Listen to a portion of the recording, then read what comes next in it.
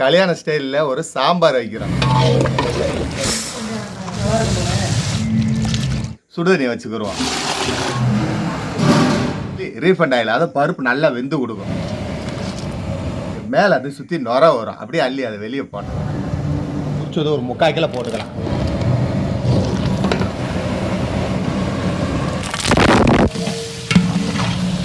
நல்லா வதங்கினாதான் சாம்பார் டேஸ்ட்டாக இருக்கும். கல்யாண வீட்டு சாம்பார் வேற லெவலாக இருக்கும்.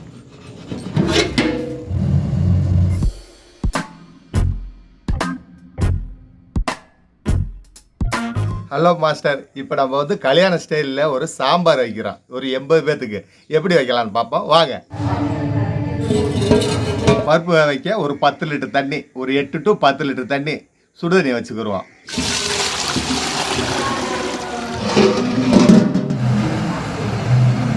இப்போ வந்து தண்ணி நல்லா கொதிச்சிருச்சு. 1.5 கிலோ துவரம் பருப்பு, 1/2 கிலோ பாசி பருப்பை நல்லா வாஷ் பண்ணி வேக வச்சுக்கலாம்.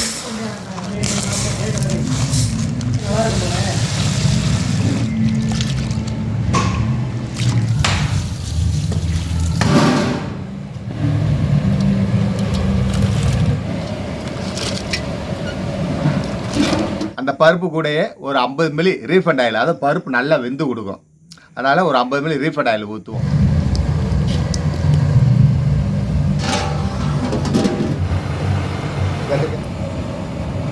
இப்போ வந்து நல்லா பருப்பு கொதிச்சு வெந்துக்கிட்டு இருக்கு. மேலே அது சுற்றி நுர வரும். அப்படியே அள்ளி அதை வெளியே போட்டுறோம். தேவையில்லை அந்த நுர நமக்கு.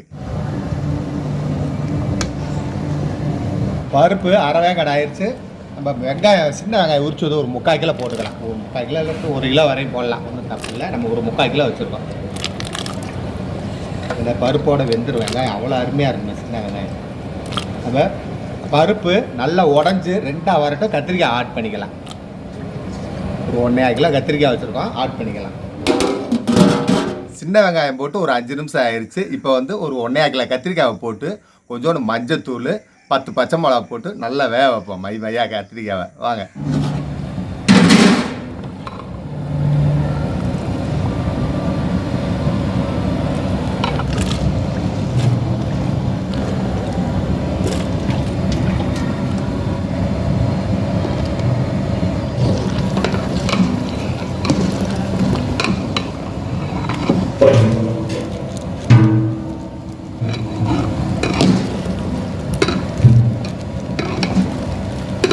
மூடியை போட்டுடலாம்.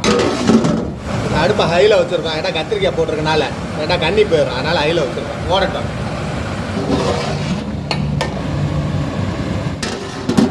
கத்திரிக்காய் போட்டு ஒரு 5 நிமிஷம் 10 நிமிஷம் ஆயிடுச்சு. ஹையில் வச்சுருந்தோம். அடுப்பை குறைச்சிக்கலாம். ஏன்னா பருப்பு போட்டிருந்தோம், பிடிக்க ஆரம்பிச்சிடும்.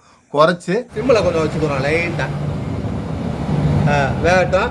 ஒரு அரை வேக்காடு ஆகட்டும். முருங்கைக்காய் போட்டுக்கலாம். கத்திரிக்காய் அரை வேக்காடு ஆயிடுச்சு. முருங்கைக்காய் போட்டுக்கலாம். அருமையான முருங்காய் இங்கே பாருங்க, அப்படியே கறியாக இருக்கு. மூடியை போடுவோம், வேகட்டும். அருமையாக பருப்பு கொதிச்சுக்கிட்டு இருங்க. அப்படியே கொஞ்சம் கத்திரிக்காய் வேகணும். இப்போ மல்லித்தலை ஆட் பண்ணிக்கிறோம்.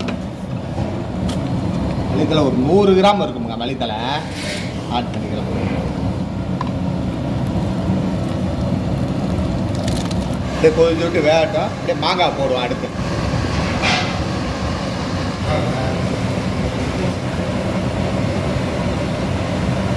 இது அரை வேக்காடு ஆயிடுச்சு. நம்ம இப்போ மாங்காவே ஆட் பண்ணிக்கலாம். 4 மாங்காய்.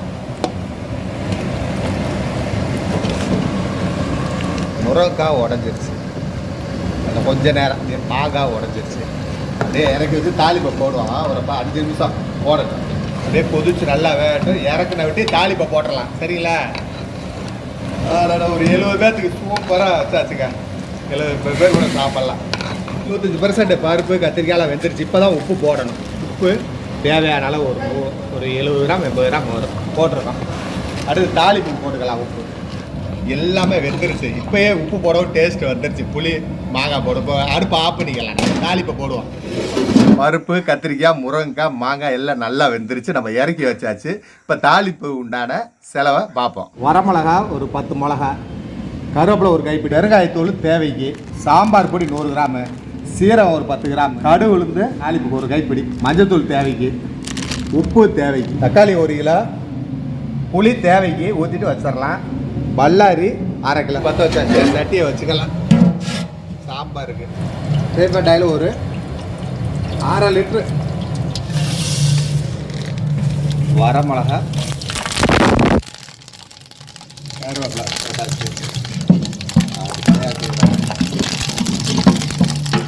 பல்லாரி ஆட்டை,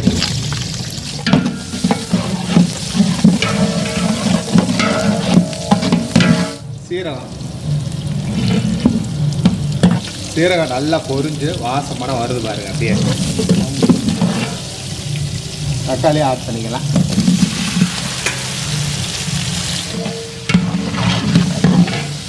பருப்புக்கு உப்பு போட்டாச்சு. தேவையான அளவு உப்பு, வெங்காயத்துக்கு தேவையான அளவு. சாம்பார் பொடி, மஞ்சத்தூள் தேவைக்கு, பெருங்காயத்தூள் அது தேவைக்கு தான்.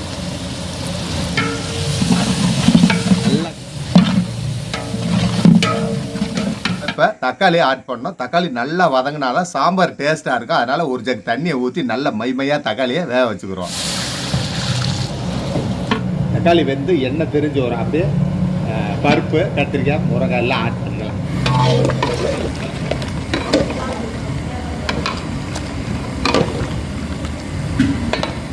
தக்காளி நல்லா வதங்கி எண்ணெய் தெரிஞ்சு வந்துருச்சு. இப்போ நம்ம பருப்பு, கத்திரிக்காய் ஆட் பண்ணிக்கலாம். தக்காளி நல்லா வதங்கி எண்ணெய் தெரிஞ்சு வந்துருச்சு. இப்போ பருப்பும் கத்திரிக்காய் தூக்கி ஊற்றிட்டு புளியும் ஊற்றி உப்பு உரப்பு செக் பண்ணிக்கலாம்.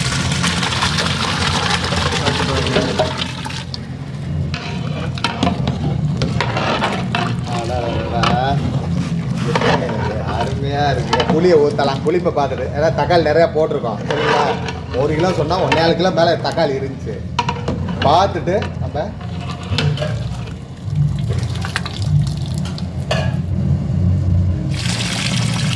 போதும். ஒரு 150 ஊற்றி எடுப்போம். 150 கிராம். அடுத்து தேவையான ஊற்றி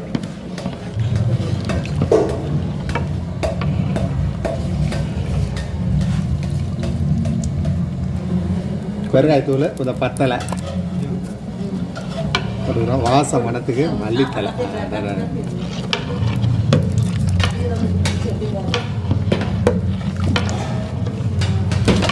ஒரு 5 நிமிஷத்தில் கொதி வந்துடும். நம்ம அடுப்பை ஆஃப் பண்ணிக்கலாம்.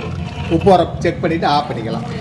புளிப்பு எல்லாம் செக் பண்ணிவிட்டு. சாம்பார் பார்த்தீங்களா, சாம்பார் அவ்வளோ அருமையாக இருக்குங்க. டெக்ஸ்சராக தேவையான அளவு உப்பு, புளி, பெருங்காயம் எல்லாம் போட்டாச்சு. இப்போ ஸ்டவ் ஆஃப் பண்ணி அடுப்புலேருந்து கீழே இறக்கி வச்சுக்கலாம் சாம்பாரை. வாங்க, கல்யாண வீட்டு சாம்பார் வேறு லெவலாக இருக்கும். சாம்பார் இப்போ இறக்கிடலாம். சாப்பாடு, நல்ல சாப்பாடு உடைக்கலாம். சாம்பார் ரெடி. தம்மா ஆயிடுச்சு பார்த்தீங்களா. அப்படி சோறு அப்படியே மருவி இருக்குது.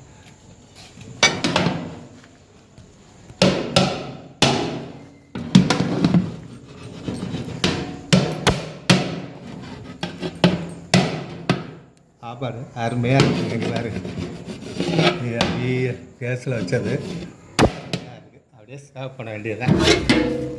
முட்டைக்கோசு ரெடியாக இருக்குது.